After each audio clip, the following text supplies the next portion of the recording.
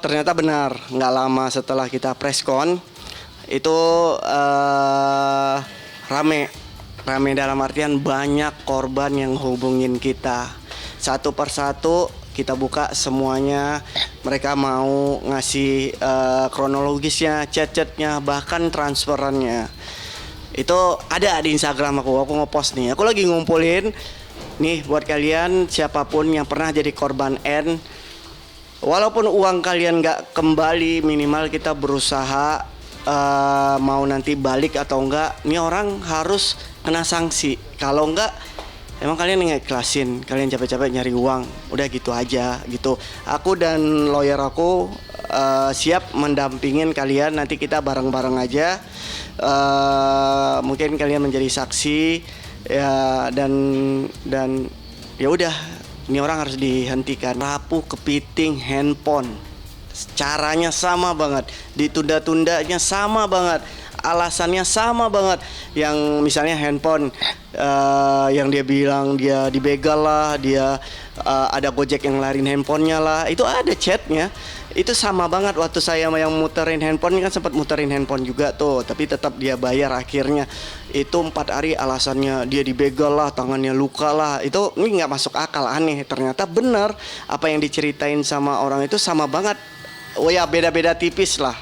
Beda-beda tipis. Dan kenapa baru sekarang? Ya karena korban-korbannya tuh kan kemarin-kemarin aku belum up ke media.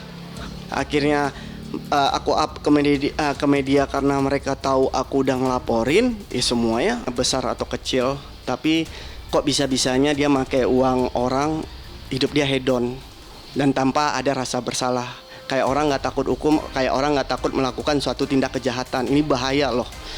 Saya nggak tahu ini sindikat atau apa. Saya mohon banget Pak Kapolres Bogor, selidikin Pak secepatnya. Takut ada korban-korban, apalagi teman-teman saya banyak yang ngomong dia menawarkan dengan membawa nama saya Pak. Istri Andrew juga masih ada uangnya istri Andrew. Ya uangnya yang manajer aku pacarnya masih ada 70 juta juga, belum yang lain-lain gitu. Hanya mengumpulkan korban biar semakin cepat dia ditetapkan tersangka. Ya, makanya saya bawa dia jalan terus, nyenangin hati dia.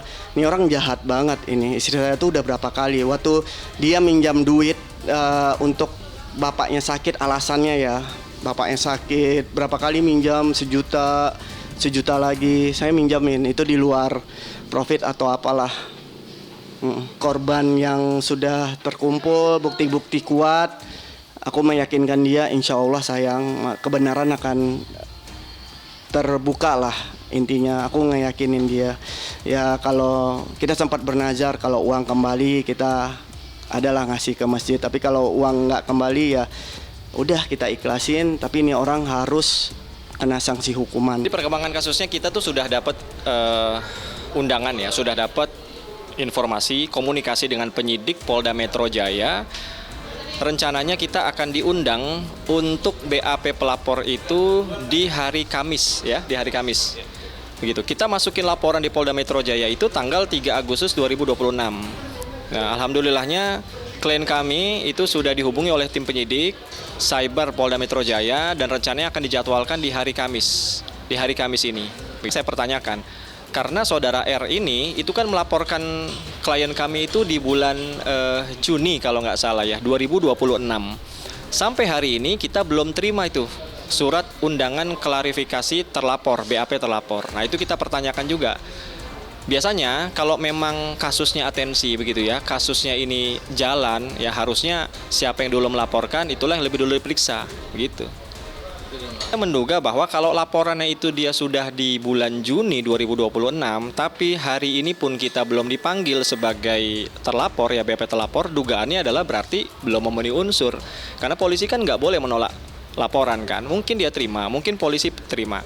Tapi apakah itu jadi peristiwa atau tidak, pidananya ada atau tidak, yaitu nanti di ranah kepolisian. Nah, kami menduga sepertinya yang dilaporkan oleh saudara R, saudara RI dan juga istrinya kepada klien kami ini belum memenuhi unsur, karena sejak waktu pada saat dilaporkan sampai hari ini kita belum ada informasi bahwa kita akan diundang begitu ya. Klien kami juga tidak ada mendapatkan informasi diundang untuk BAP sebagai tertulnya pada hari ini. ingin mengatakan dan ingin mengapresiasi terhadap saudara R dan juga lawyernya yang sudah dengan percaya diri menyampaikan argumentasi yang salah begitu ya. Karena kenapa? Karena ini bukan perihal membalikan fakta dan tidak, duduk perkaranya berbeda. Jadi sekali lagi saya sampaikan dari pihak kami, kami sebagai kuasa hukumnya saudari Herlina Permanasari tidak pernah memutarbalikan fakta, kita tidak pernah mempermasalahkan LP yang sebelumnya mereka layangkan di Polres Bogor. Aduan kita kepada Polda Metro Jaya terkait perbuatan melawan hukum setelah dia melaporkan. Jadi begini, saudara R ini kalau pada saat memang dia hanya melaporkan di Polres Bogor, setelah itu menunggu proses penyelidikan itu berjalan, kita hormati. Mungkin kita tidak akan melakukan pelaporan kepada Polda Metro Jaya begitu. Tapi setelah dia melaporkan klien kami, kemudian melakukan ya dugaan pencemaran nama baik melalui elektronik, kemudian ada mengirimkan identitas klien kami kepada seseorang untuk diviralkan, disitulah upaya hukum berjalan begitu. Jadi bukan memutarbalikan fakta, ini duduk perkara berbeda. Silahkan kalau memang saudara RI dan juga kuasa hukumnya meyakini bahwa penipuan dan penggelapan yang ada, buktikan saja. Sampai hari ini kita tidak pernah tuh dipanggil sama Polres Bogor. Kita menunggu dengan sangat senang kalau memang ada undangan itu kita siap untuk menghadapi karena bukti-buktinya ada. Menurut kami itu tidak ada peristiwa pidana.